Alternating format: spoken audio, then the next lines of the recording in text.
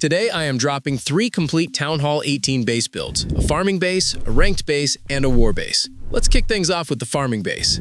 This build is designed with one goal: protect your loot. The Town Hall sits in the central compartment alongside the Revenge Tower, Clan Castle, and Bomb Hive. That core positioning means your Guardian, CC troops, and Bomb Hive all have full defensive reach across the base, and all your storage buildings are placed directly around that core to benefit from that coverage.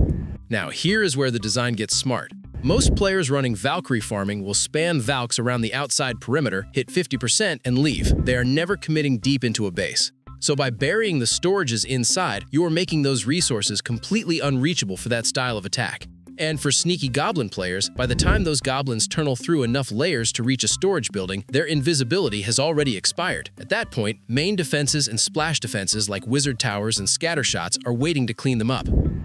All main defenses and splash damage buildings are deliberately clustered around the storage ring, giving them the best possible coverage over your most valuable buildings. Heroes are also posted with those main defenses to add even more DPS pressure to anything that gets close. Now let's talk traps, because this is where the farming base really earns its keep. Every trap is placed directly in front of the main defenses, not randomly scattered, not tucked in corners. They are positioned to intercept troops before those troops ever reach a defense or a storage building. For the Valkyrie farming meta specifically, giant bombs are placed right in the predicted Valk pathing. When a player drops a wave of Valkyries around the perimeter and those troops start spiraling inward, they are going to walk directly into those giant bombs. A well-timed cluster of giant bombs will wipe out a sizable portion of that Valk wave before it ever gets close to anything important. Spring traps are layered in alongside them to launch individual Valkyries out of the group, breaking up the clump and reducing the splash effectiveness of the remaining troops. For dragon farming, where players deploy dragons instead of Valkyries to get that quick percentage, the air trap placement is what shuts it down. Seeking air mines are positioned near the outer defenses, where dragons tend to path toward, and air bombs are stacked in the approach lanes. Dragons flying in for a lazy 50% run are going to eat heavy air trap damage before they can freely cycle through the base. Combined with the air targeting defenses already in position, those dragons are going to struggle to reach anything meaningful.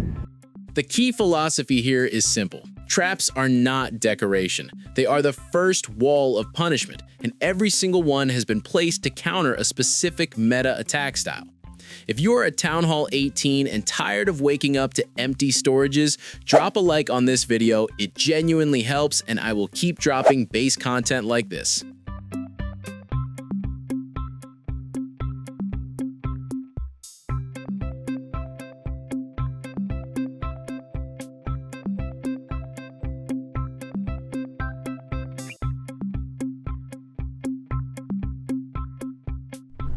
Now let's move into the ranked base. This one is built around one core principle: make that 1-star feel impossible. The Town Hall and Revenge Tower are placed in the center of the base, but in separate compartments. 2 compartments, 2 objectives, both buried. During battle, if opponents cannot destroy the Town Hall, they cannot grab that 1 star. And in weekly tournaments, that single advantage can be the difference between holding your rank or pushing to the next tier. The Revenge Tower placement is especially punishing. The further you bury it and the more buildings an opponent has to destroy to reach it, the stronger it becomes.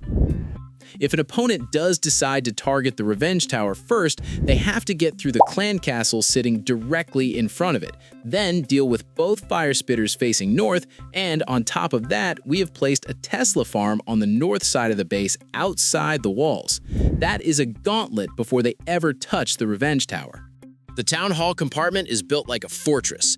The monolith, all 4 heroes, and both expos are positioned around the Town Hall. Heroes and Guardian pull and distract enemy troops. The expos and monolith tear them apart while they're stalled. Both spell towers are nearby, one set to invisibility, one to poison, adding another layer of chaos for any attack that tries to push through. Builder huts are clustered around the town hall in those key defenses, so builders can repair during battle. Crafted defense is set to Hero Bell for that hero boost. For anti-meteor golem and root rider setups, 2 Inferno towers are placed in isolated island compartments on single target mode to melt those high HP targets before they can do damage.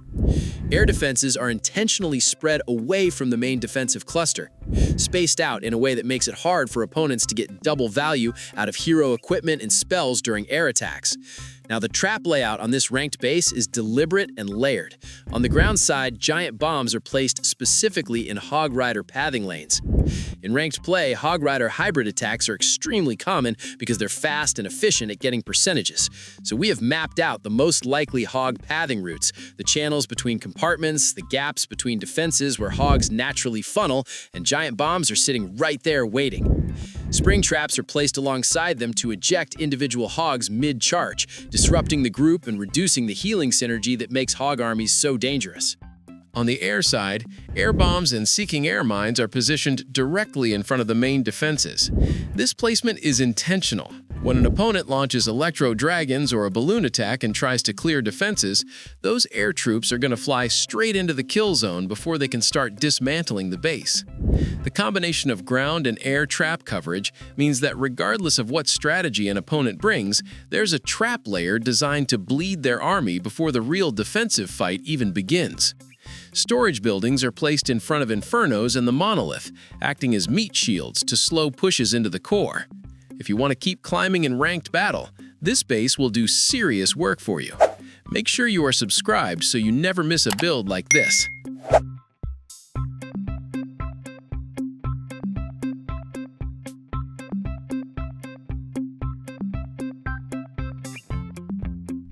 Next up, the War Base, and this one is unpredictable by design. The core of this base is built to deal maximum damage and waste maximum troops. All Inferno towers are set to multi-target mode and clustered around the Rage spell tower to push their output as high as possible. The dead zone built around that cluster means enemy troops naturally walk around it rather than into it. And if an opponent does funnel properly into the core, they hit a wall of giant bombs placed directly in front of those Infernos. Skeleton traps near the Infernos add distraction and split troop attention, and seeking air mines with air bombs cover any air units trying to abuse the core from above. The Town Hall and Revenge Tower are placed far apart from each other, and that separation is the foundation of the entire Warbase strategy. Go for the Town Hall first, and you still have to face the Revenge Tower later when it is at near full power, making a 3-star comeback almost impossible.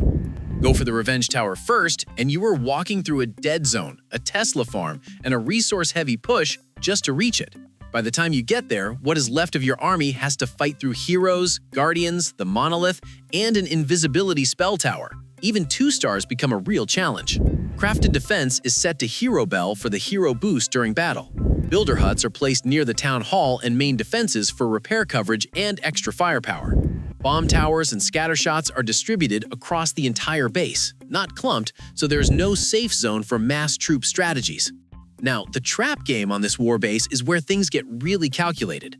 Ground traps are placed with hog riders and miners in mind. Giant bombs are dropped in the natural hog pathing corridors, the routes between compartments that hogs will always gravitate toward. Because warbase attackers often run hog hybrids or queen charge hog strategies, these giant bomb clusters are positioned to catch the bulk of the hog wave mid-run, ideally before the hogs have healed each other enough to sustain through it.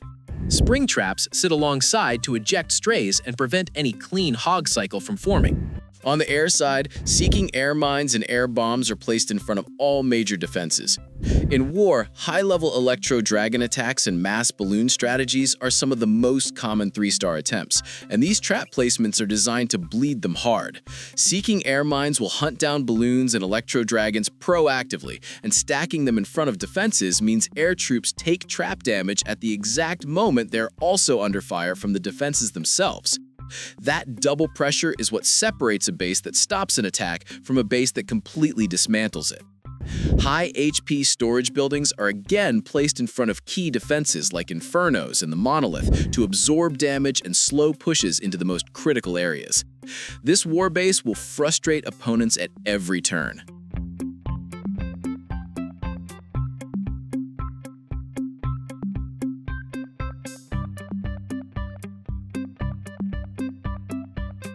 And there you have it. 3 Town Hall 18 base designs that'll take your defenses to the next level. Whether you're pushing rank, protecting loot, or dominating in war, you've got a base for every situation. And if you want the copy links for these bases, check the description below.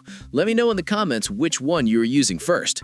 If you are not subscribed yet, hit that subscribe button now because I have more base build coming and you do not want to miss it. Until next time, keep clashing.